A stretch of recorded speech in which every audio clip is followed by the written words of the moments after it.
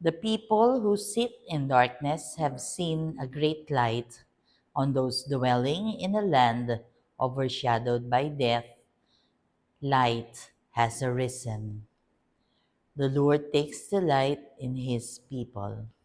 Blessed Saturday, everyone. We praise and thank you, dear God, for another day of life. We praise and thank you for the gift of love, the gift of family, of community, of belongingness, and the gift of today being the second Saturday for the year 2025. And the gospel today reminds us of the role of John the Baptist. He did not say na siya yung Messiah. So sinabi niya talaga na I am not He. Na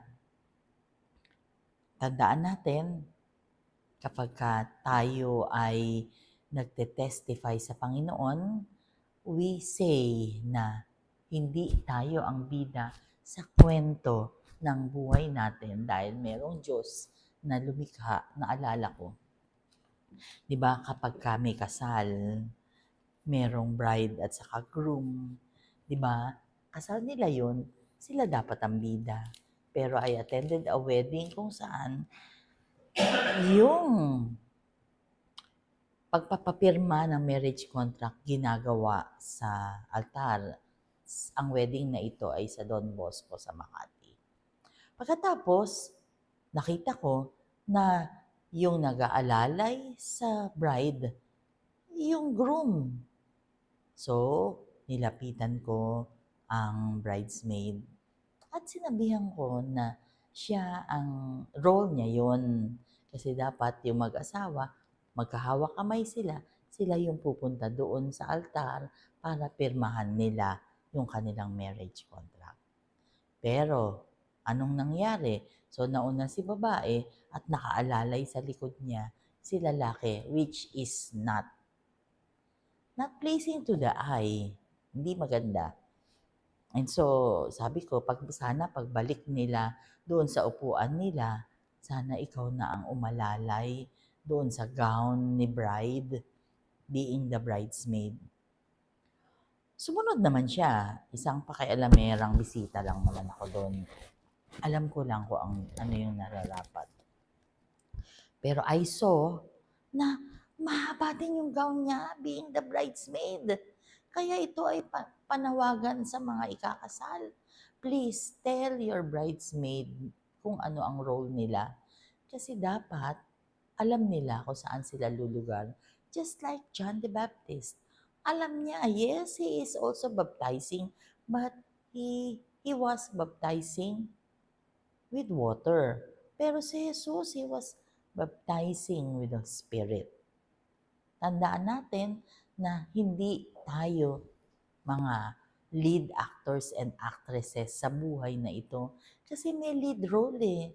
We are just supporting our God. Kaya nga we testify, we are witnesses to God's love because we are not Him.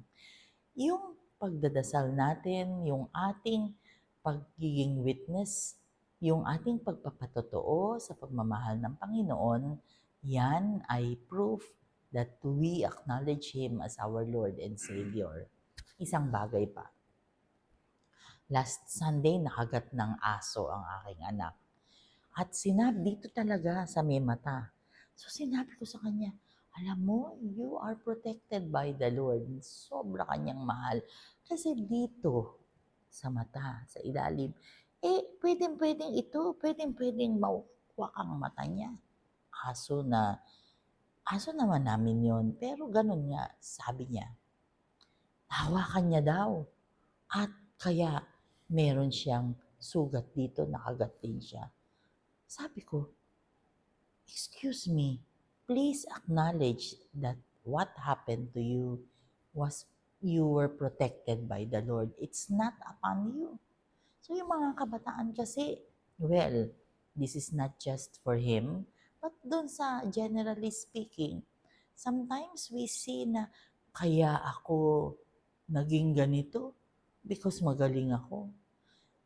We oftentimes forget that God allows everything to happen for a reason. Pwedeng kaya kanya promote kasi nag-effort ka naman talaga. Yes, pero yes, ikaw ang magaling. Ginawa mo ang lahat. But without God's provision, hindi mangyayari ang nangyayari sa iyong buhay. Kaya masidhi ang aking reminder sa mga tao that we are not the lead actors and actresses. We are just supporting and we are testifying that the Lord or Jesus Christ is the Lord. Let us pray. Lord God, we are sorry for our sins, either of commission or omission. We pray for healing of those who are sick, those who are requesting for prayers, and those who are praying with us right here, right now. Be with us always and in all ways and allow your presence in our lives to manifest. Panginoon, without you we are nothing, so please stay with us. I lift up to you yung mga ikakasal, kayo po ang manguna sa buhay nila. I also lift up to you those who are competing in Area 63 speech contest today. Ikaw na po ang bahala. Be the best speaker, win.